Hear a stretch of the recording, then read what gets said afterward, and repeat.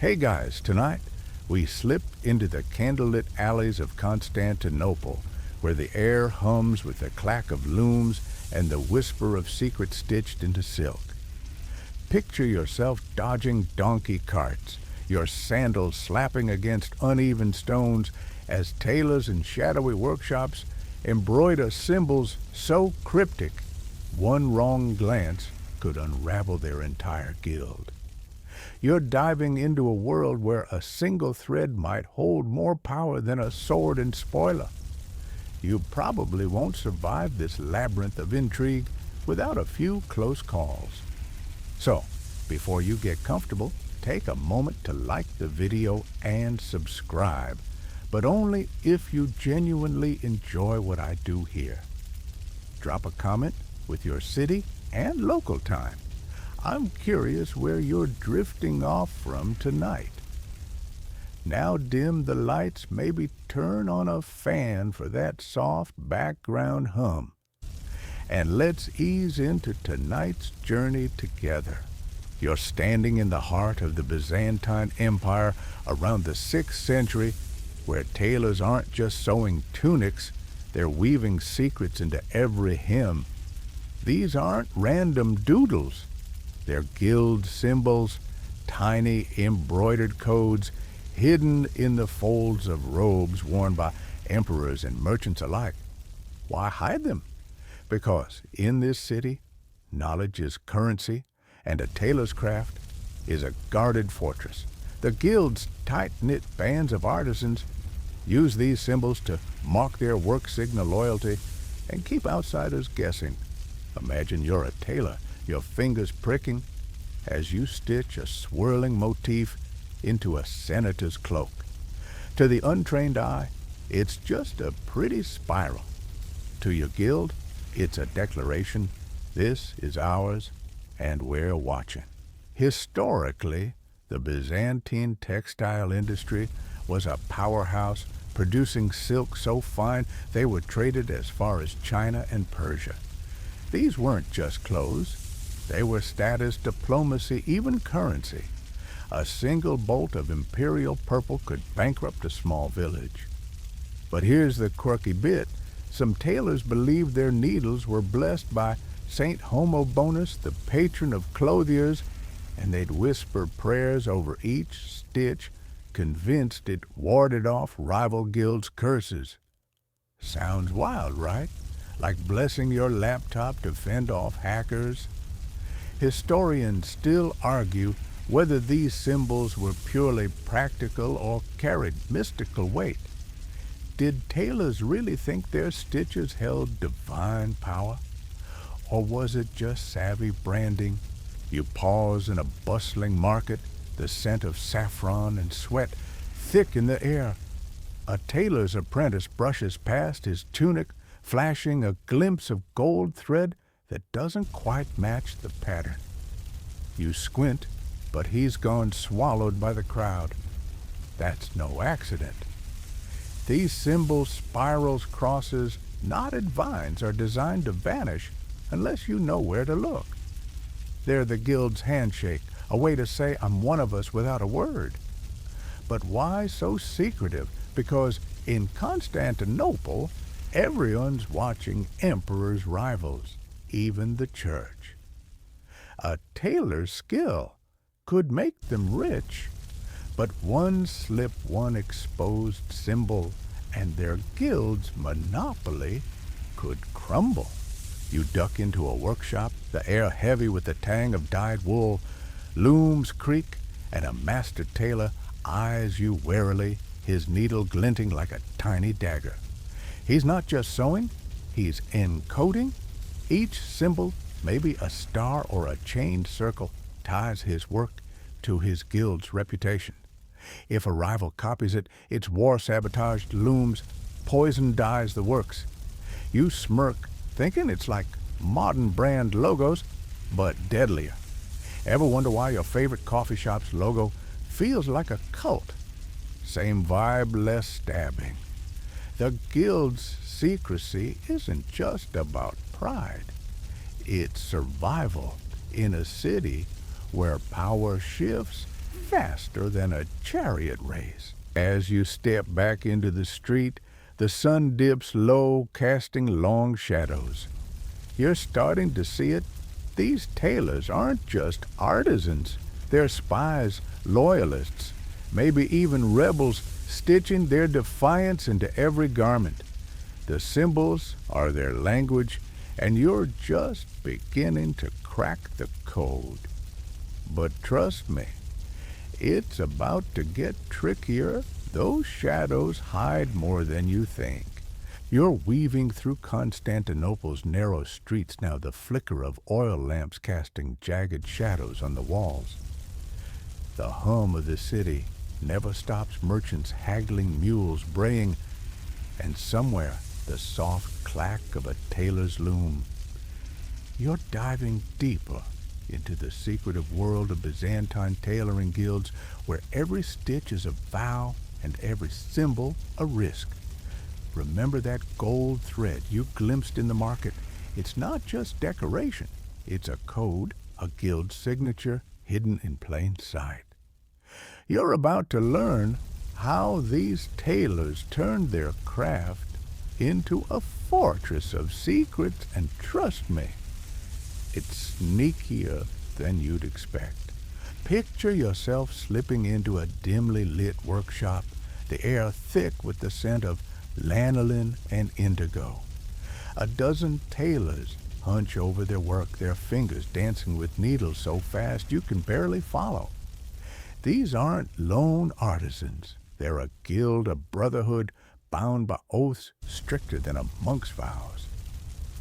Guilds in Byzantium weren't just clubs. They were powerhouses controlling every step of textile production, from spinning raw silk to stitching imperial robes.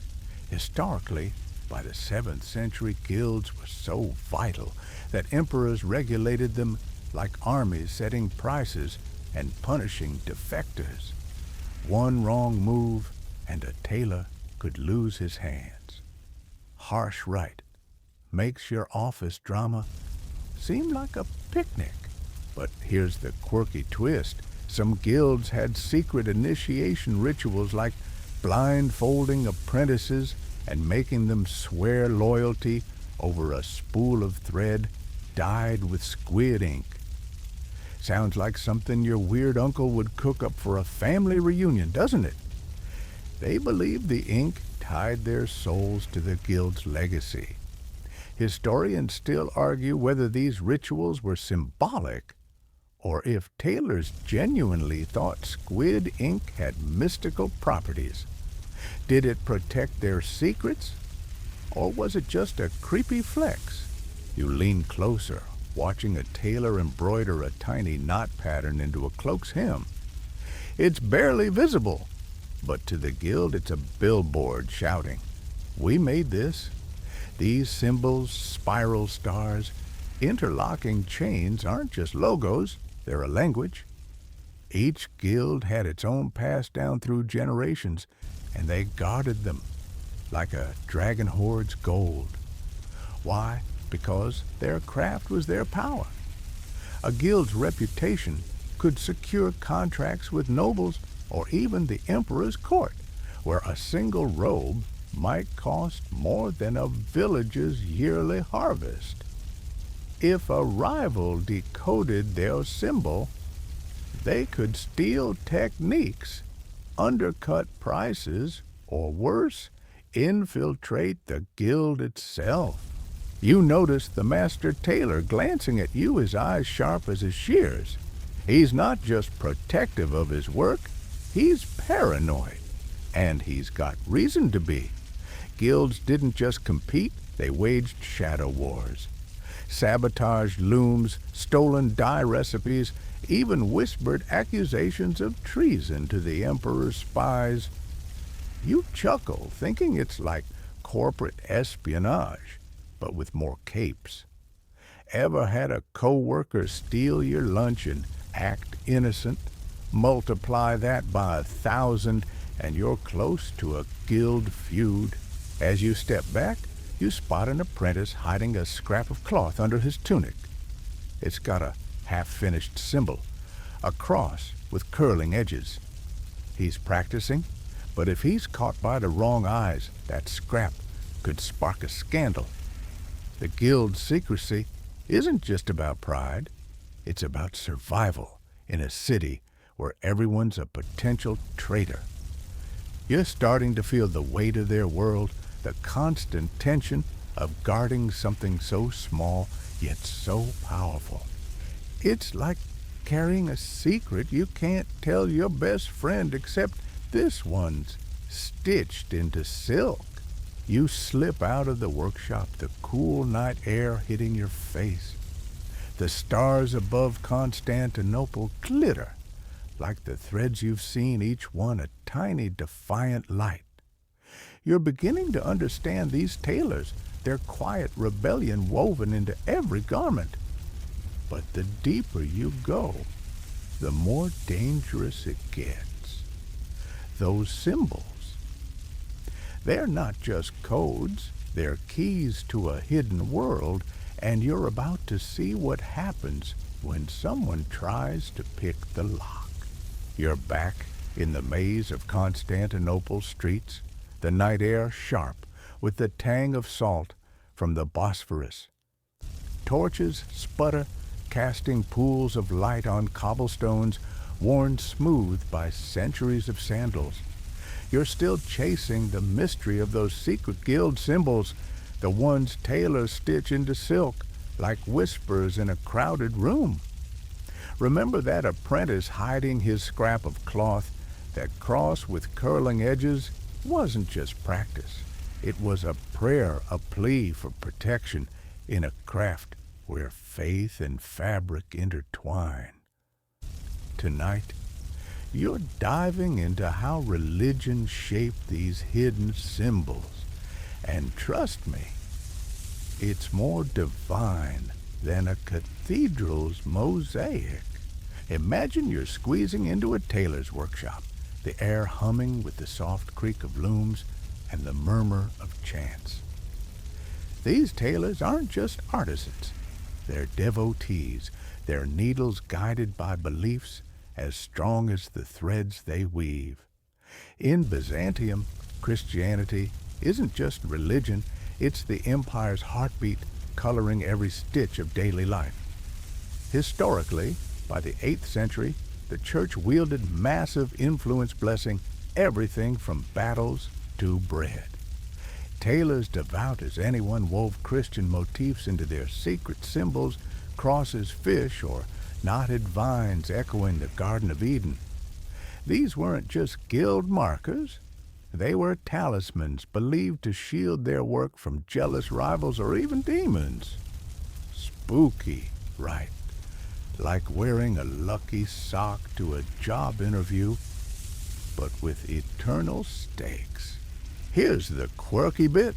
Some tailors claim their symbols were inspired by visions of Saint Porphyrius, a lesser-known saint who supposedly spun heavenly thread. They'd light candles to him, muttering prayers as they embroidered, convinced he'd guide their hands to hide the symbols perfectly. Sounds like something you'd see in a late-night conspiracy thread, doesn't it? Historians still argue whether these visions were genuine or just a way to hype up apprentices. Did tailors really see saints? Or were they jazzing up their brand with holy flair? You pause watching a tailor stitch a tiny fish into a robe's lining. It's so subtle you'd miss it without a squint.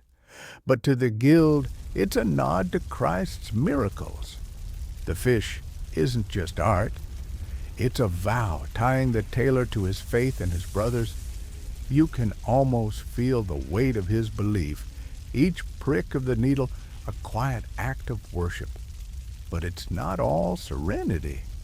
The church looms large, its bishops sniffing out anything that smells like heresy. A symbol too bold, too pagan-looking, could land a tailor in hot water, think less holy water, more boiling oil.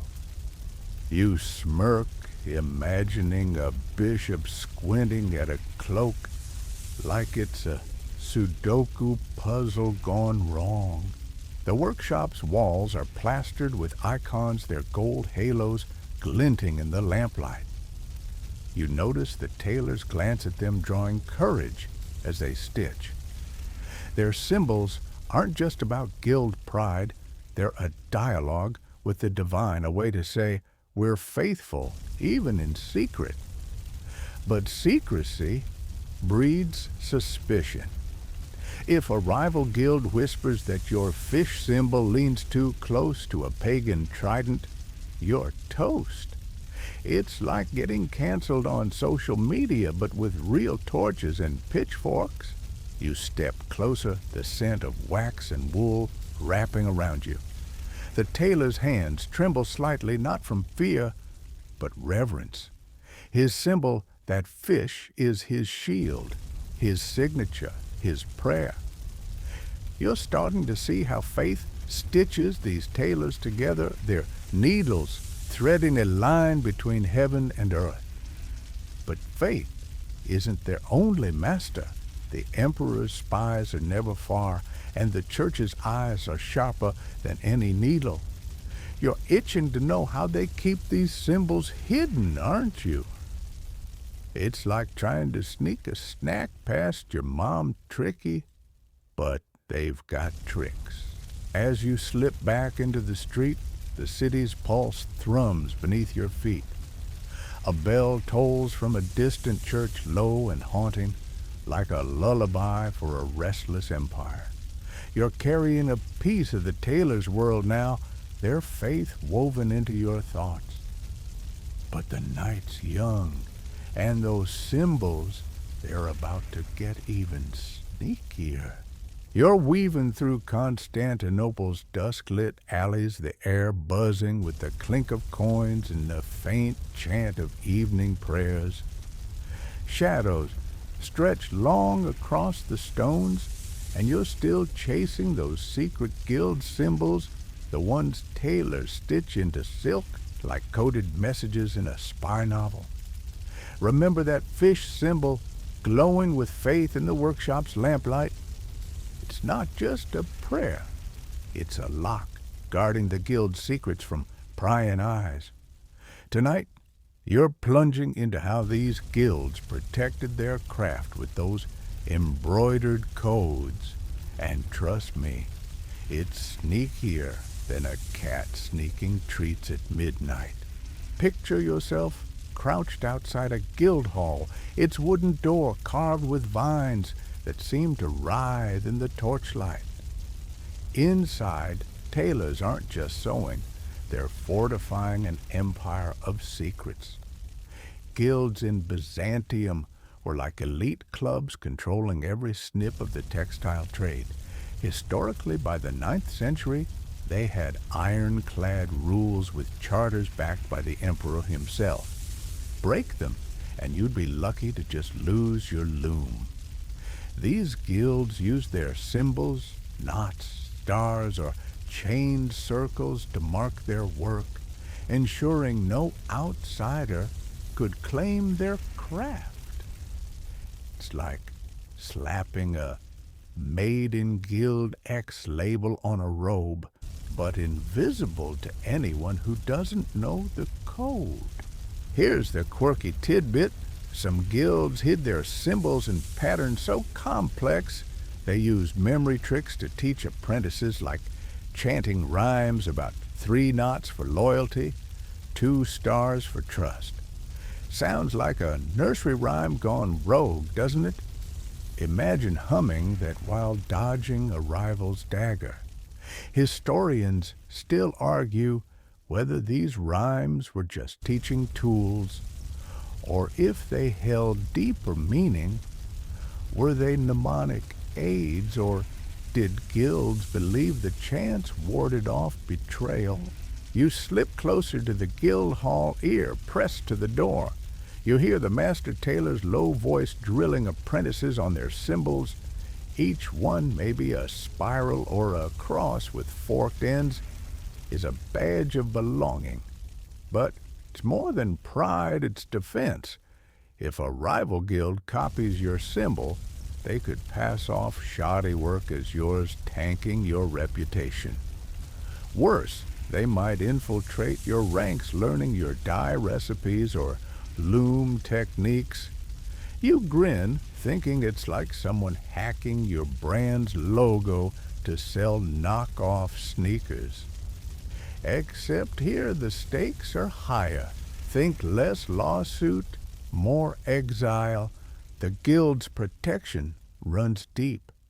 Apprentices swear blood oaths, pricking their fingers with the same needles they used to stitch.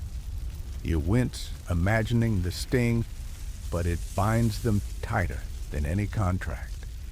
Their symbols are the guild's shield woven into every garment to prove its origin, but hiding them is an art. A symbol too obvious could be spotted by a merchant with a grudge or a spy sniffing out trade secrets. So they stitched them into linings, under hems, or in threads that blend with the fabric's sheen. It's like hiding your diary's juiciest page in plain sight, brilliant but risky. You notice a tailor slip out his cloak, catching the light. There's a glint of thread, a pattern you can't quite place. He's marked his work, but only his guild would know. You're starting to feel the weight of their world, the constant dance of trust and suspicion. These tailors aren't just guarding their craft, they're guarding their survival.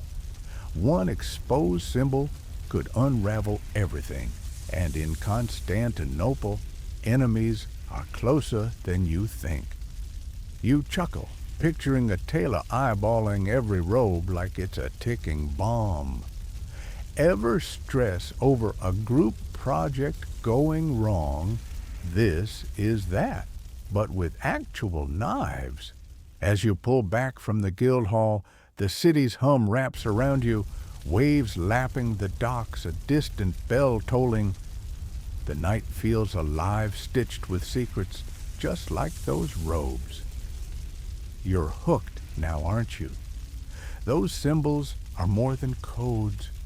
They're the guild's heartbeat, and you're about to see what happens when the emperor starts snooping. You're threading through Constantinople's twilight, the city's pulse thrumming under your feet as torches flare against the cooling air. The scent of roasted chestnuts mingles with the briny tang of the harbor, and you're still unraveling the mystery of those secret guild symbols stitched like whispers into the empire's finest silks. Remember that glint of thread on the tailor's cloak, the one you couldn't quite decode? It's a defiance, a guild's way of saying we're untouchable.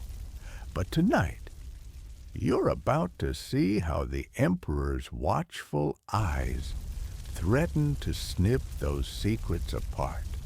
And trust me, it's tenser than a thread pulled too tight. Imagine you're slinking past the great palace, its marble walls gleaming under the moon.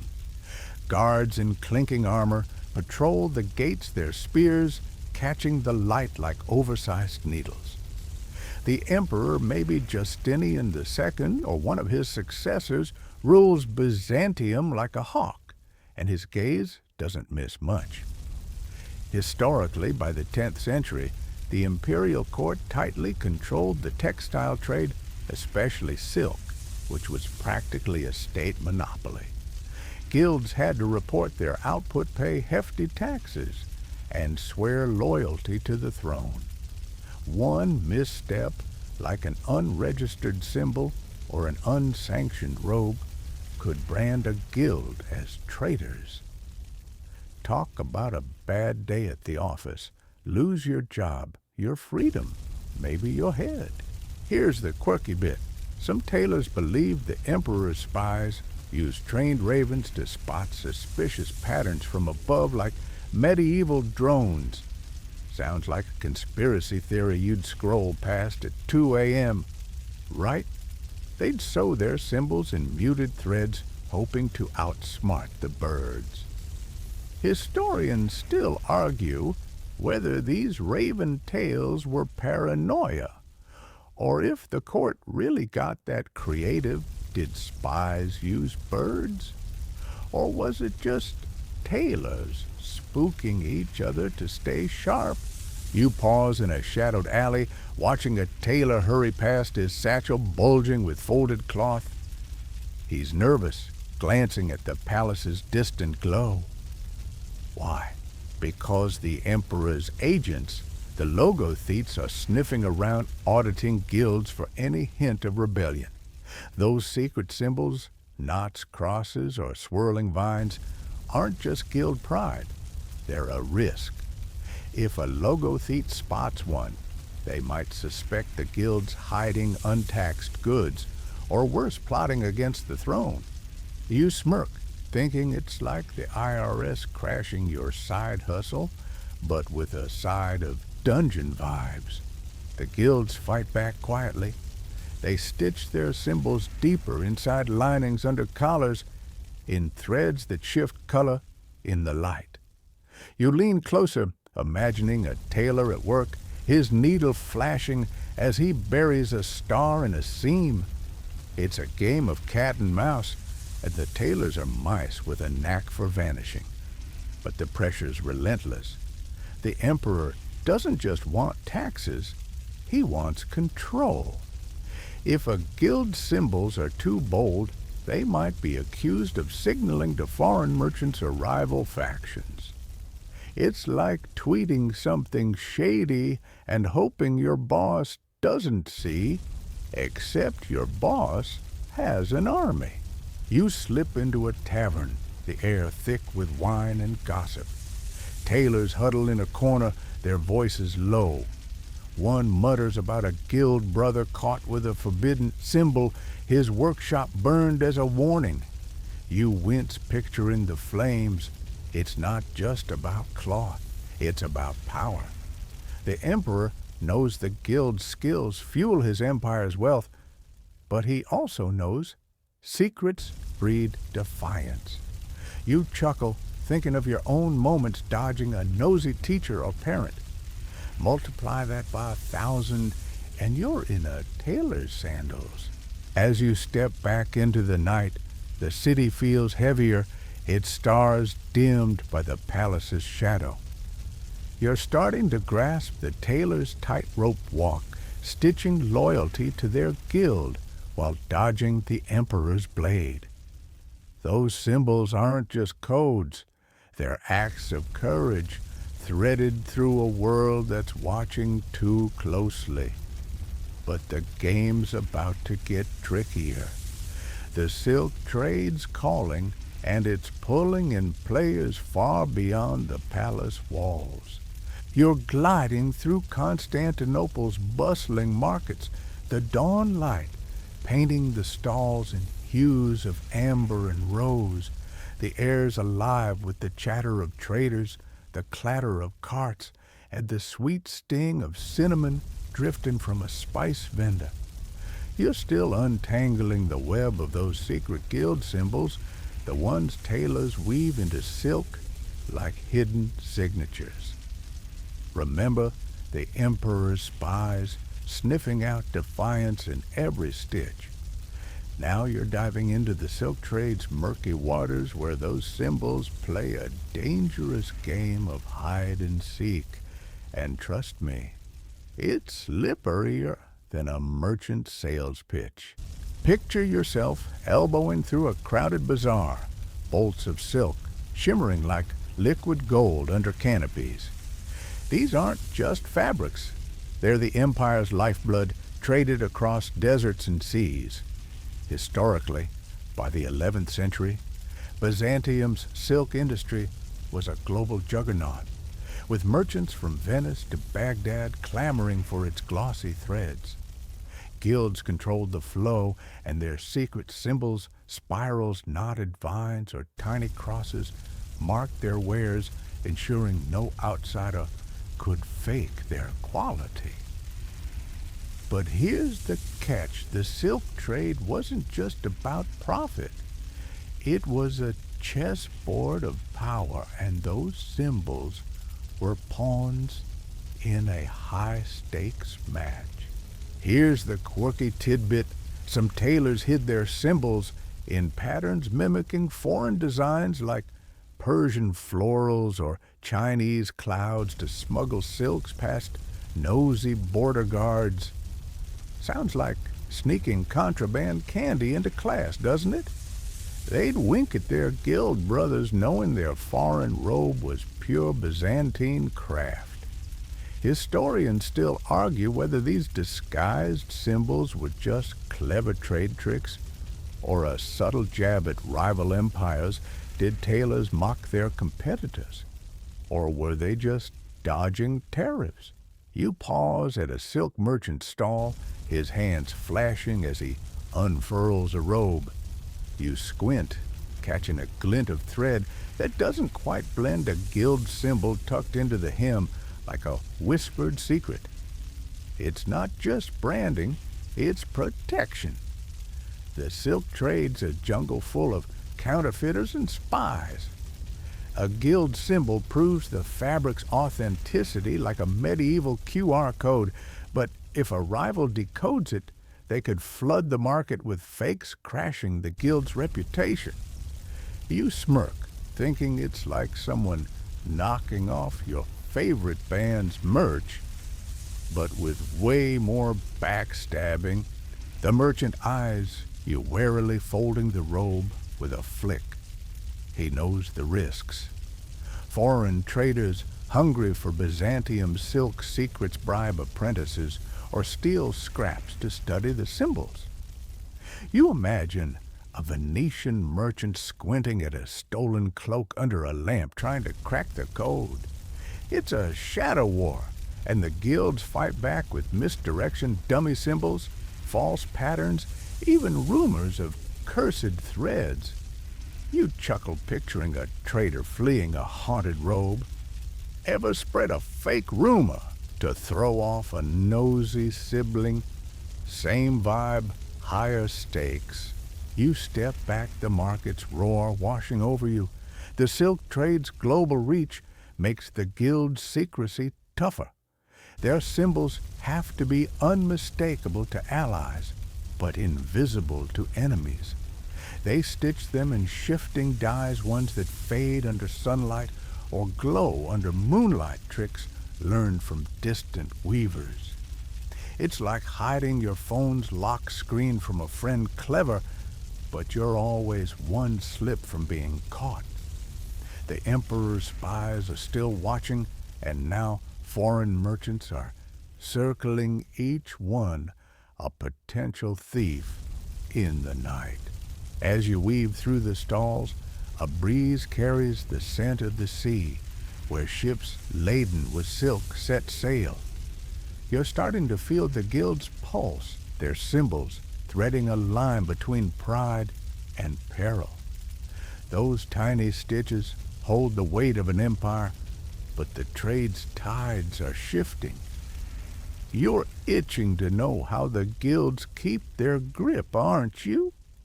The answer's in the symbol's power, and it's about to get fiercer than a market haggling match. You're drifting through Constantinople's twilight markets, the air thick with the musk of sandalwood and the clink of coins changing hands. Lanterns sway, casting golden pools on the cobblestones, and you're still chasing those secret guild symbols, the ones tailors stitch into silk like vows of defiance. Remember that glint of thread in the merchant's robe hidden in the hem. It's more than a mark. It's a badge of power, a signal of loyalty that binds the guild tighter than any knot. Tonight, you're diving into how these embroidered symbols became the guild's ironclad currency of trust. And trust me, it's fiercer than a chariot race at the hippodrome. Imagine you're slipping into a guild secret meeting held in a basement lit by a single flickering lamp. Tailors sit shoulder to shoulder, their faces taut as they pass around a cloak. You catch a glimpse of a symbol a chained circle barely visible in the weave. This isn't just art, it's the guild's heartbeat. Historically, by the 12th century, Byzantine guilds were like mini kingdoms, with hierarchies stricter than the imperial court. Symbols marked rank, and loyalty apprentices got simple knots, masters flaunted intricate stars, flashing the wrong symbol to the wrong tailor. That's a one-way ticket to a blacklisted loom. It's like wearing the wrong gang colors, but with needles instead of knives. Here's the quirky bit. Some guilds use decoy symbols, stitching fake patterns on robes meant for outsiders just to mess with rivals. Picture a tailor smirking as a rival wastes weeks decoding a meaningless squiggle. Sounds like trolling your friend with a fake Wi-Fi password, doesn't it? Historians still argue whether these decoys were pure mischief or a calculated defense. Did guilds just love the chaos, or were they shielding their real symbols from spies? You lean closer, watching a master tailor inspect an apprentice's work. He traces a spiral with his finger nodding. That spiral isn't just pretty, it's a contract proof the apprentice belongs. These symbols are the guild's glue, ensuring every member stays loyal. Betray the guild and your symbols stripped, your name cursed in every workshop. You wince, imagining the shame. It's not just about loyalty, it's about power.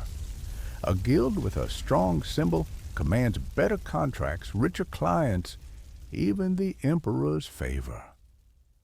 But that power comes with a catch. Every symbol's a target for rivals or spies sniffing out secrets.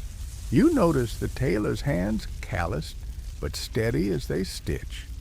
Their symbols, crosses, vines, or linked rings, aren't just codes. They're oaths woven into every garment to scream, "We're the best." But loyalty is a tightrope. A single traitor could leak a symbol, letting rivals copy their designs or sabotage their trade. You smirk, thinking it's like a co-worker spilling your team's big idea, infuriating. But here, it's deadly. The guilds fight back with paranoia, vetting members like they're joining a secret society. New tailors swear oaths over sacred relics, their voices low as they pledge to guard the symbol with their lives. You step back, the basement's damp air clinging to you. The lamp sputters, and you realize how deep this goes. These symbols aren't just about pride, they're the guild's armor, its currency, its soul. But power breeds enemies. Rivals watch from the shadows, and the emperor's spies are never far. You chuckle, picturing a tailor double-checking his stitches like you'd check your phone for a sneaky text. Ever feel like someone's waiting for you to slip up? That's a tailor's life every day. As you climb back to the street, the city's hum wraps around you, waves against the docks, a distant lute's wail. The night feels heavier, now stitched with the weight of loyalty and betrayal. You're starting to see the tailor's world, their symbols glowing like stars in a stormy sky. But the storm's brewing, and those symbols, they're about to spark a fight fiercer than any guild could stitch shut. You're weaving through Constantinople's moonlit alleys, the city's heartbeat pulsing in the clatter of shutters and the distant howl of a street dog. The air's sharp with the tang of pine resin from nearby torches, and you're still unraveling those secret guild symbols, the ones tailors stitch into silk like coded defiance. Remember that chained circle glowing in the guild's basement? It's a vow of loyalty, but it's also a magnet for trouble. Tonight, you're diving into the clever tools tailors used to hide those symbols, and trust me, it's sneakier than slipping past a guard with a stolen fig. Picture yourself inside a tailor's workshop, the air thick with the scent of flax and lamp oil. A workbench is cluttered with spools, shears, and tiny clay pots of dye that shimmer like liquid jewels. These tailors aren't just artisans, they're magicians, hiding their symbols with tools that double as weapons in their secret war. Historically, by the 13th century, Byzantine textile techniques were unmatched, with tailors mastering dyes and weaves that baffled foreign rivals. Their symbols, knots, stars, or curling vines, had to be invisible, yet unmistakable, a paradox they solved with jaw-dropping ingenuity. Think of it like hiding your diary's lock in a doodle, simple but brilliant. Here's the quirky bit. Some tailors use ghost threads, fibers spun so fine they vanished against certain fabrics unless viewed in moonlight. They'd giggle, stitching by day, knowing their secrets only bloomed at night. Sounds like something you'd see in a fantasy flick, right? Historians still argue whether ghost threads were a widespread trick or just a few guilds' flex. Did every tailor have this tech, or was it a closely guarded edge? You lean over a tailor's shoulder watching him wield a needle thin as a wasp's sting. He's stitching a cross into a robe's lining, using a thread dyed to match the silk exactly. The tool's not just a needle, it's a custom job, its tip etched to catch specific threads without snagging.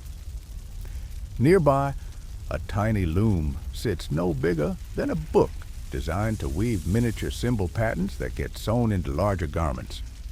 You're impressed, but it's the dyes that steal the show. One pot holds a mix that shifts from blue to gray in sunlight, hiding a symbol until the right moment. It's like a mood ring for spies, and you're half tempted to swipe it. The tailor glances at you, his eyes sharp as his shears. He's not just sewing. He's outsmarting the world. These tools, needles, looms, dyes are his arsenal, letting him bury symbols where no emperor's spy or rival guild can spot them. But it's not foolproof. A clumsy stitch or a dye that fades too soon could expose the guild's mark. You smirk, thinking it's like sending a risky text and praying autocorrect doesn't betray you. Ever fumble a secret? These tailors live that fear every stitch a gamble. You notice a strange contraption in the corner, a wooden frame with sliding panels like a puzzle box. It's a pattern guide letting tailors test symbol designs before committing them to cloth. They slide pegs to mimic weaves, ensuring the symbol blends perfectly. It's low-tech genius and you're geeking out. But the real magic is their training. Apprentices spend years mastering these tools, their hands scarred from pricks and dye burns. They learn to stitch blindfolded, guided by touch, so they can work in darkness if a raid comes. You wince, picturing the blisters.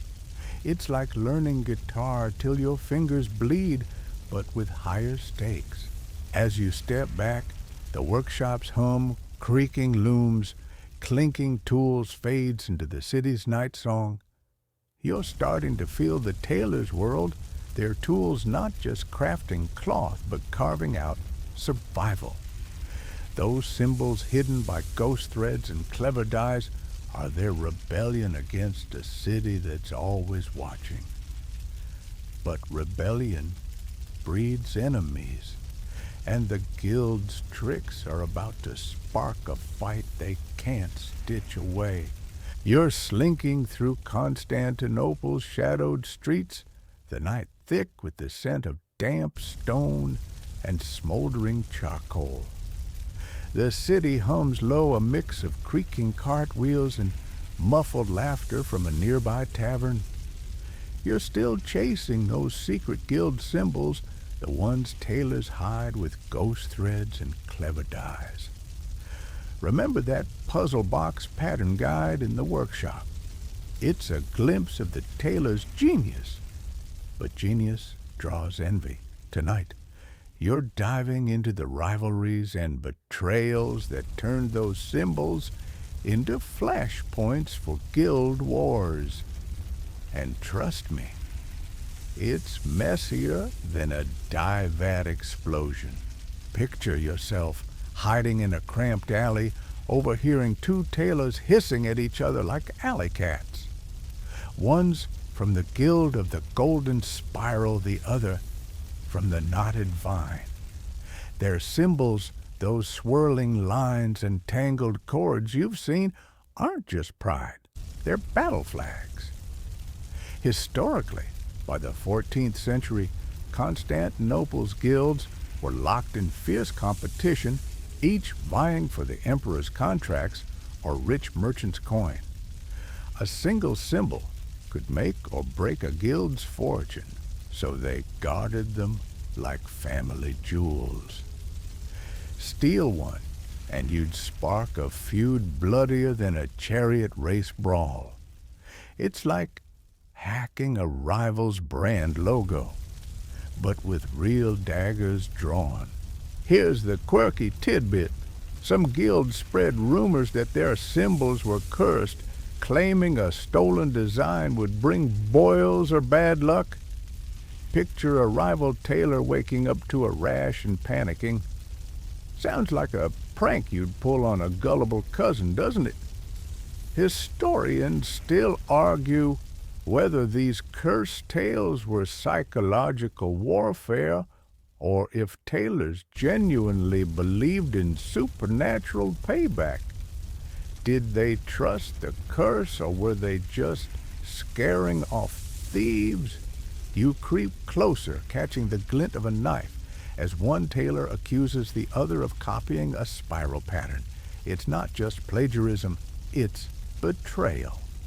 Guilds live or die by their exclusivity, and a stolen symbol lets rivals undercut prices or fake their quality.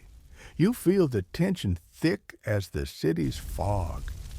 Last week, a golden spiral apprentice was caught selling symbol sketches to the Knotted Vine. His punishment, banishment, his hands branded so no loom would hire him. You wince imagining the pain. It's like getting fired and blacklisted, but with a side of public shaming. The argument escalates, voices rising, until a patrol's torchlight sends both tailors scrambling. You duck behind a barrel, heart pounding.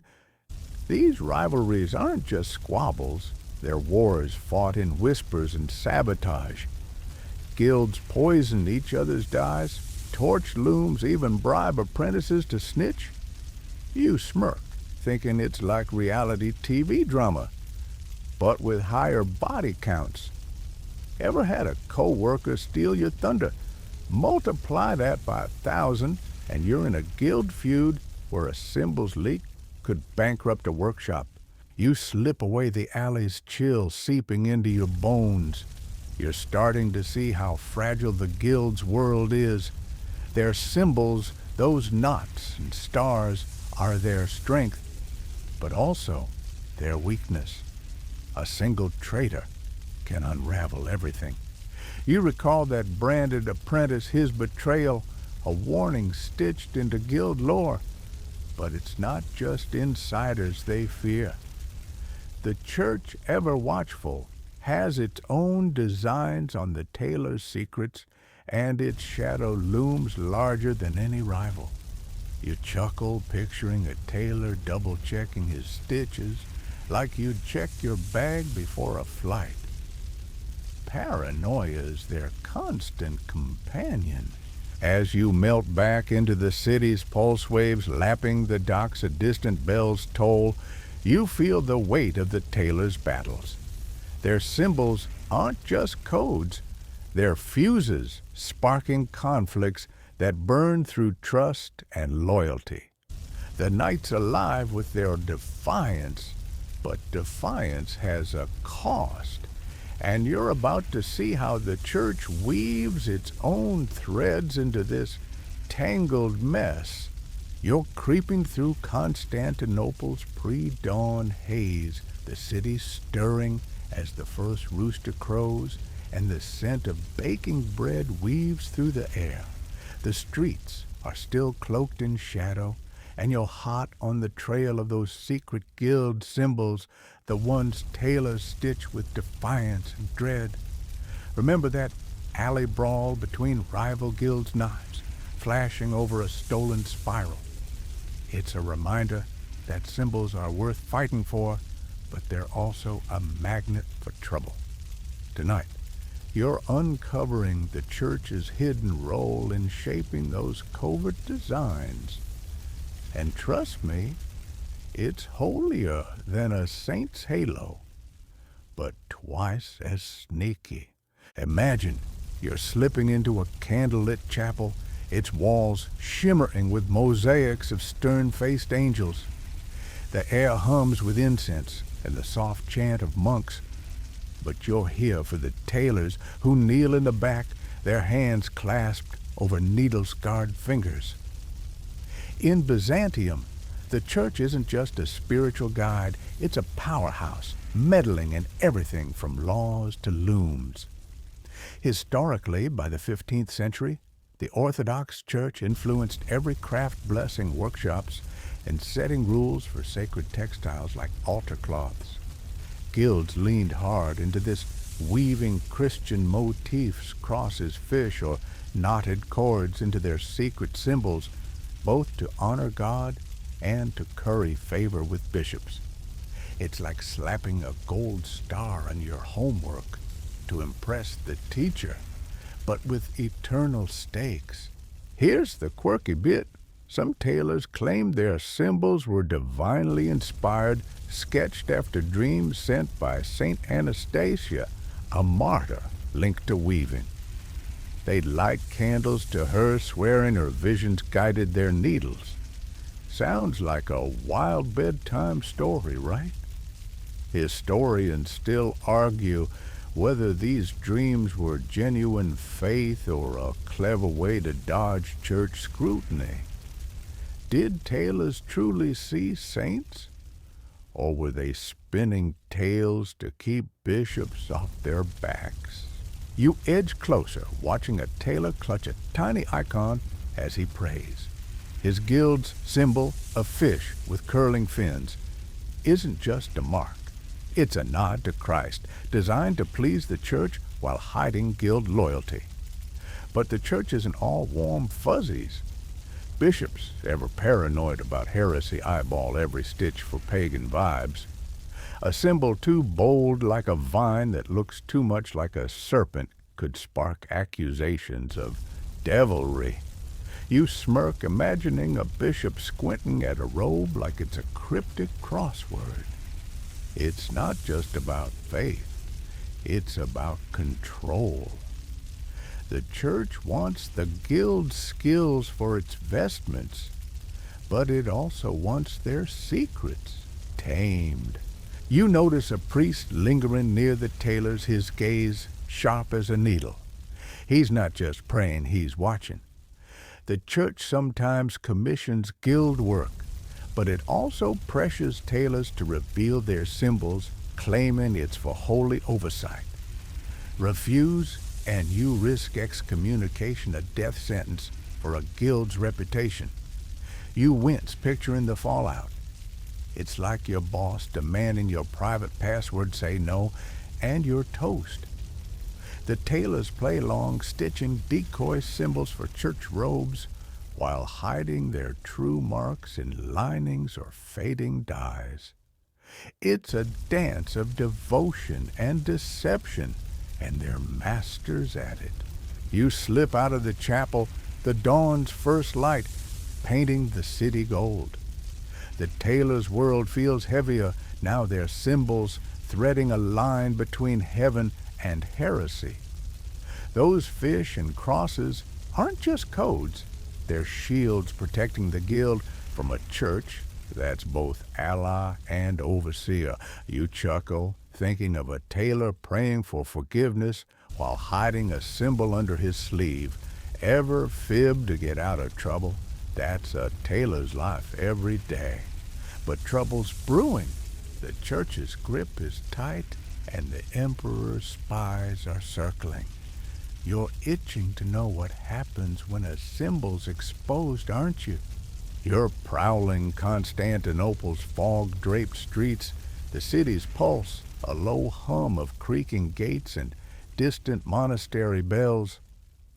The air carries the bite of charcoal and the faint sweetness of drying figs, and you're still chasing those secret guild symbols, the ones Taylor stitched with a mix of faith and fear. Remember that priest in the chapel eyeing the tailors like a hawk? His gaze was a warning. The church and emperor aren't the only threats. Tonight, you're facing the brutal consequences tailors endured if their symbols were exposed, and trust me, it's grimmer than a rainy day without a cloak. Picture yourself hiding in a market square, the dawn crowd parting as imperial guards drag a tailor through the dust. His hands are bound, his tunic torn, but you catch a glimpse of a spiral symbol on the hem, his guild's mark, now his doom. In Byzantium, exposing a guild symbol wasn't just a mistake. It was a betrayal that could topple a workshop's fortune. Historically, by the late Byzantine period, the state and guilds enforced strict penalties to protect trade secrets. A tailor caught revealing a symbol might face fines, exile, or worse, public mutilation, like losing a finger to mark them as untrustworthy. It's like getting fired and doxxed, but with a side of medieval justice. Here's the quirky tidbit. Some guilds spread tales that exposed symbols brought divine wrath like storms or locusts to scare members straight. Imagine a tailor trembling, thinking his slip-up caused a bad harvest. Sounds like a ghost story to spook kids, right? Historians still argue whether these tales were superstition or guild propaganda. Did tailors really fear God's wrath, or were they just keeping apprentices in line? You inch closer, the crowd's murmurs buzzing like flies. The tailor's crime: he sold a robe with a too obvious symbol to a merchant who turned out to be a rival guild spy. Now his workshop's been raided, its loom smashed, and his guild's reputation is in tatters. You wince as a guard raises a blade not for execution, but to scar the tailor's hand, a permanent brand. The crowd gasps, and you feel the weight of his shame. It's not just personal. His guild faces ruin. Clients will flee fearing the symbol's been compromised, and rivals will swoop in like vultures. You smirk, thinking it's like a data breach tanking a company, but with more public humiliation. The tailor's led away, and you slip into a nearby alley, heart pounding. You're starting to grasp the stakes. Those symbols, crosses, knots, or stars, aren't just codes. They're the guild's lifeblood, and exposure is a death sentence. Guilds punish their own even harsher than the state. A traitor might be shunned, their name erased from records, or forced to drink a bitter dye as a final oath of silence. You shudder, picturing the taste. It's like being ostracized by your friend group, but with a toxic chaser. You recall that branded apprentice from the guild wars, his hands marked for betrayal. This tailor's fate is worse. His symbol's exposure threatens the entire guild's monopoly. The emperor's spies love these scandals, using them to tighten control over the textile trade. A guild weakened by a leak might be forced to share its secrets or face dissolution. You chuckle, imagining a tailor double-checking every stitch like you'd proofread a risky email. Ever sweat over a mistake going public? That's a tailor's nightmare every day. As you melt back into the city's rhythm, waves slapping the docks, a vendor's shout, you feel the tailor's dread. Their symbols are their pride, but also their chains binding them to a life of vigilance. The church's shadow lingers, and now foreign eyes are watching hungry for the secrets you've seen spilled. The market square fades behind you, but the tailor's scarred hand stays with you, a warning of what's at stake in this game of threads and trust. You're threading through Constantinople's bustling port, the dawn sun glinting off the Bosphorus like a sheet of hammered gold. The air's thick with the tang of fish tar and exotic spices unloaded from creaking ships. You're still chasing those secret guild symbols, the ones tailors guard with their lives. Remember, that scarred tailor punished for a leaked spiral. His fate was a warning, but the danger's growing. Tonight, you're tracking foreign spies, hunting for those guild symbols, and trust me, it's shadier than a back alley deal gone wrong. Picture yourself dodging crates at the docks where Venetian and Persian merchants haggle over silk bales, their eyes sharp as their daggers. These foreigners aren't just here for trade, they're predators sniffing out Byzantium's textile secrets. Historically, by the 14th century, the empire's silk monopoly drew envious rivals from across the Mediterranean and beyond. Guild symbols, those hidden knots, stars, or fish, were the key to unlocking Byzantine techniques from dyeing to weaving. Crack a symbol, and you could steal a guild's edge, maybe even smuggle their methods to a rival empire. It's like hacking a tech giant's source code, but with more turbans and intrigue. Here's the quirky bit: some merchants spread wild tales that guild symbols held alchemical secrets, like turning flax into gold. Picture a gullible trader paying a fortune for a scrap of cloth, thinking it's a magic recipe. Sounds like falling for a shady crypto scam, doesn't it? Historians still argue whether these tales were merchant hype, or if some tailors leaned into the myth to inflate their prices. Did they play along? Or were foreigners just chasing fairy tales? You slip behind a stack of barrels, watching a Genoese merchant inspect a robe with a jeweler's lens. He's not admiring the weave, he's hunting for a symbol, maybe a cross tucked in the lining. If he finds it, he could sell the pattern to a rival guild or his own weavers back home. You feel the tension, the docks alive with whispers of espionage. Guilds know the risk, so they double down, stitching symbols in threads that fade under scrutiny or using patterns that look random to untrained eyes. It's a high-stakes game of bluff, and the tailors are poker-faced pros. You catch a glimpse of a tailor nearby delivering a crate of cloaks to a ship. His hands tremble slightly, not from cold, but fear. If his guild symbol is spotted, it's not just his neck on the line, his entire workshop could lose its trade. Foreign spies don't just bribe. They threaten, kidnap, even torture to get answers. You wince imagining a tailor grilled over a symbol's meaning. It's like being cornered by a bully for your locker combo, but with actual chains.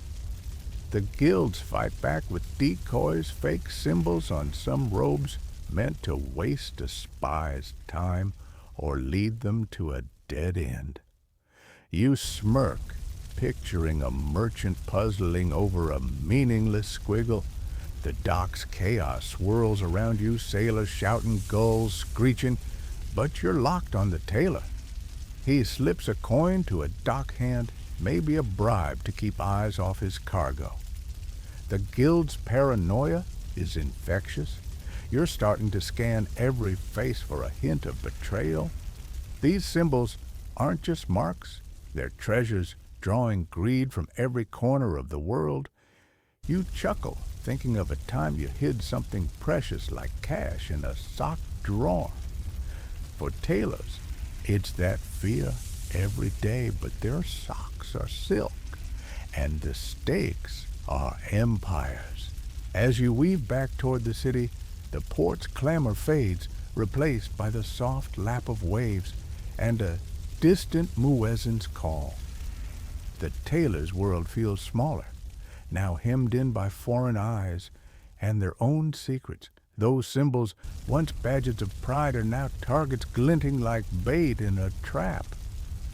But their legacy endures, woven into the empire's art and soul, and you're about to see how their threads stretch beyond the loom. You're wandering Constantinople's golden-hued streets, the midday sun baking the cobblestones as the scent of roasted lamb and myrrh drifts from open windows. The city pulses with life vendors shouting, looms clacking in hidden workshops. And you're still chasing those secret guild symbols, the ones tailors risk everything to hide. Remember that Genoese merchant at the docks squinting for a symbol's glint. His hunt showed how far the world's greed stretches, but now you're turning inward, tracing how those tiny stitches left a legacy in Byzantine art. Trust me, it's more vibrant than a mosaic sparkling in Hagia Sophia. Picture yourself stepping into a cathedral, its dome ablaze with frescoes and gilded icons that seem to hum with divine light. The air's heavy with wax and frankincense, and you notice a priest's robe, its hem shimmering with a familiar pattern, a knotted vine, like the guild symbols you've seen. These tailors didn't just clothe emperors. Their secret designs bled into the empire's soul, shaping its art for centuries. Historically, Byzantine textiles influenced religious and secular art with patterns from guild workshops, appearing in church mosaics, manuscript illuminations, and even palace wall hangings. By the 13th century, those symbols, crosses, spirals, or chained circles, carried the tailor's craft beyond the loom, embedding their legacy in stone and vellum. Here's the quirky bit. Some artisans claimed their symbols inspired angelic visions, with monks copying patterns after seeing them in dreams. Imagine a monk sketching a guild star, swearing it came from heaven. Sounds like fan art gone wild, right? Historians still argue whether these claims were spiritual devotion or tailors sneaking their marks into sacred spaces. Did monks see divine patterns, or were guilds flexing their influence under holy cover? You run your fingers along a tapestry in the cathedral, its threads weaving a scene of saints and vines. There, tucked in a corner, is a fish symbol, subtle but unmistakable. It's no accident. Guilds devout and cunning wove their signatures into religious art, knowing the church's blessing would protect their designs from prying eyes. These symbols became templates. Their knots and curls echoed in icon borders or carved into reliquaries. You're awestruck, seeing the tailors' quiet rebellion stitching their identity into eternity. while dodging the emperor's spies. It's like sneaking your initials into a group project, but with immortal stakes. You step outside blinking in the sunlight and notice a market stall selling pottery. Its design swirling stars, linked chains, mirror the guild symbols, proof their influence rippled beyond cloth. The tailor's art wasn't just functional, it was a language speaking through ceramics, jewelry, even architecture. You smirk, thinking it's like your favorite band's logo popping up on random merch. But here, it's a cultural tide. The guild's secrecy gave their symbols power, making them coveted by artists who didn't even know their full meaning. That fish in the tapestry, it's a guild's ghost, haunting Byzantium's beauty. You wander toward a scriptorium where monks hunch over manuscripts, their quills dancing. A page catches your eye, a border of interlocking spirals straight from a tailor's needle. The guild's legacy is everywhere, their symbols, a thread tying the empire's art together, but it's bittersweet. The same secrecy that made their designs iconic hid their creators' names. You chuckle picturing a tailor grinning at his symbol in a church anonymous, but proud. Ever leave a mark no one knew was yours. That's a tailor's life woven into art that outlasts them. As you leave the scriptorium, the city's hum bells tolling, children laughing, feels like a song of endurance. The tailor's symbols, once guarded with blood, now live in Byzantium's veins, their meaning softened by time. You're starting to feel their story's weight, how they balanced pride and peril. But the tailors themselves, they lived double lives, and you're about to see how they juggled their secrets in a city that never sleeps. You're slipping through Constantinople's evening bustle, the city aglow with lanterns as the scent of olive oil and rosemary wafts from open doorways. The streets hum with the clink of goblets and the soft strum of a lyre, but you're still chasing those secret guild symbols, the ones tailors wove into the empire's soul. Remember that fish symbol in the cathedral's tapestry, a guild's mark turned art. It's proof of their lasting legacy. But the tailors themselves, they lived on a knife's edge, juggling dual identities to protect their secrets.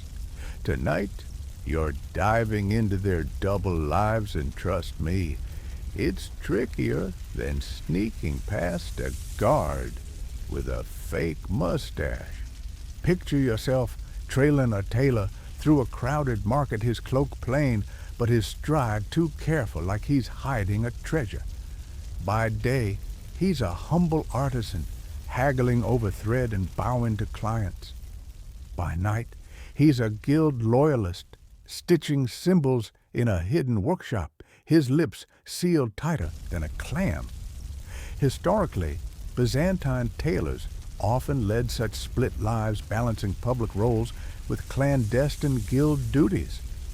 By the 14th century, guilds demanded absolute secrecy, forcing members to blend into society while guarding symbols that could ruin them if exposed.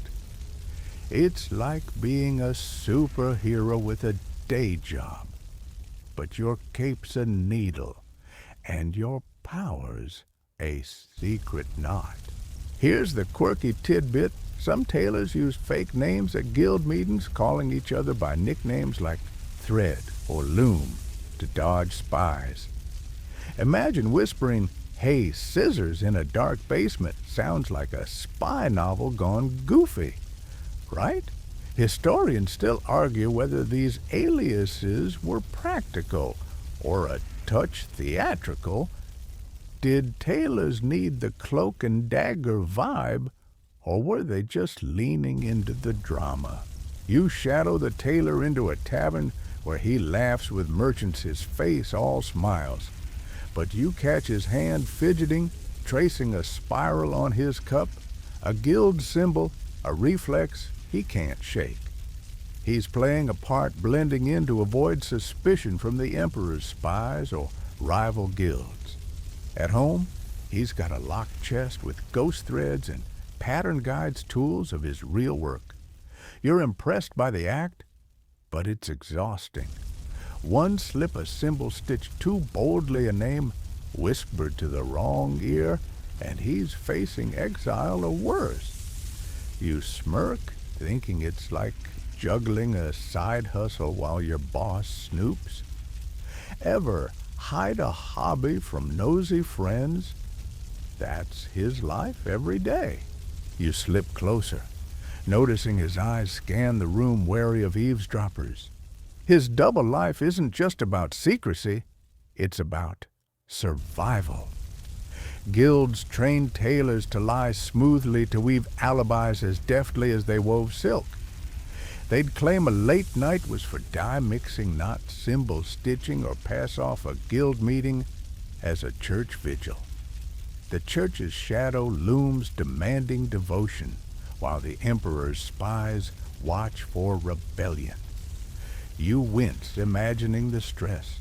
It's a tightrope, and every step's a gamble, loyalty to the guild versus blending into a city that's always watching. You step back as he leaves the tavern, his cloak catching a lantern's glow. There's a glint, maybe a hidden star in the weave, a reminder of his true allegiance. These tailors aren't just artisans. They're actors, spies, rebels, living two lives to keep their symbols safe. You chuckle, picturing him practicing his innocent face in a mirror like you'd rehearse for a tough talk. His world feels alive, stitched with tension and pride, but the strain's wearing them down. The symbol secrets are fading, and you're about to see why even the tightest stitches can unravel. As you melt into the city's rhythm waves, lapping a distant flute's wail, the night feels heavy with the tailor's burdens. Their double lives kept the guild's heart beating, but hearts wear out. Those symbols, once bright as stars, are dimming, and their stories nearing its quiet close. You're drifting through Constantinople's quiet streets, the city settling into a hush as the moon hangs low, bathing the cobblestones in silver. The air carries the faint scent of jasmine and cooling stone, and you're still tethered to those secret guild symbols, the ones tailors guarded through double lives and daring stitches. Remember that tailor in the tavern, his hand tracing a spiral on his cup. His vigilance was a lifeline, but even the strongest threads fray. Tonight, you're reflecting on why the symbols' meanings faded, their secrets slipping into the empire's twilight. And trust me, it's as poignant as a lullaby fading into silence. Imagine you're standing in a deserted workshop, its looms still dust motes, dancing in a shaft of moonlight. The tools, needles, ghost threads, pattern guides are scattered, but the energy's gone.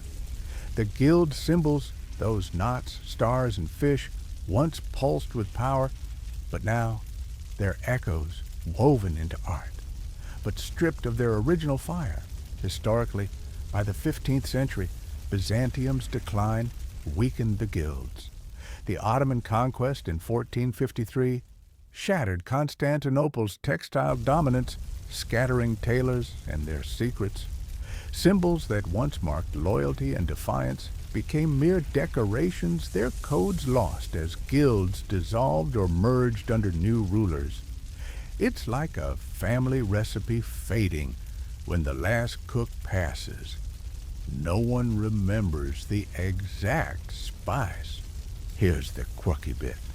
Some say the symbols' meanings were deliberately buried with guild masters, burning records to keep them from Ottoman hands. Picture a tailor tossing a pattern book into a fire, his face grim but resolute. Sounds like a dramatic movie scene, doesn't it? Historians still argue whether this was strategic erasure or just the chaos of collapse. Did tailors hide their secrets, or did time simply swallow them? You run your fingers along a dusty robe, its hem faintly traced with a cross. It's beautiful, but hollow, like a song with forgotten lyrics. The guild's secrecy, their greatest strength, became their undoing.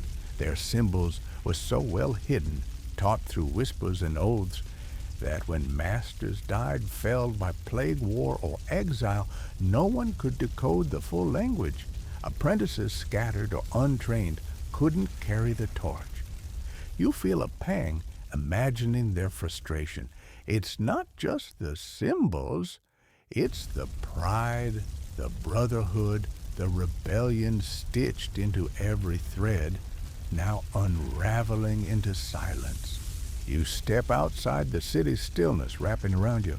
The workshops are empty, but the symbols linger in cathedral tapestries, in pottery swirls in the empire's fading art. They're ghosts carrying the tailor's spirit, but not their story. The church's grip, the emperor's spies, the foreign merchants all played a part, pressuring guilds until their secrets became too heavy to hold.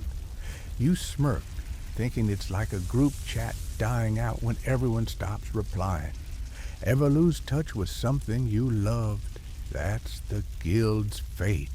Their symbols fading as the world moved on. The night deepens, and you're starting to feel the weight of their loss.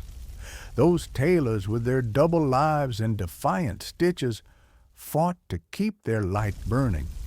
But empires fall, and secrets slip through even the tightest weaves.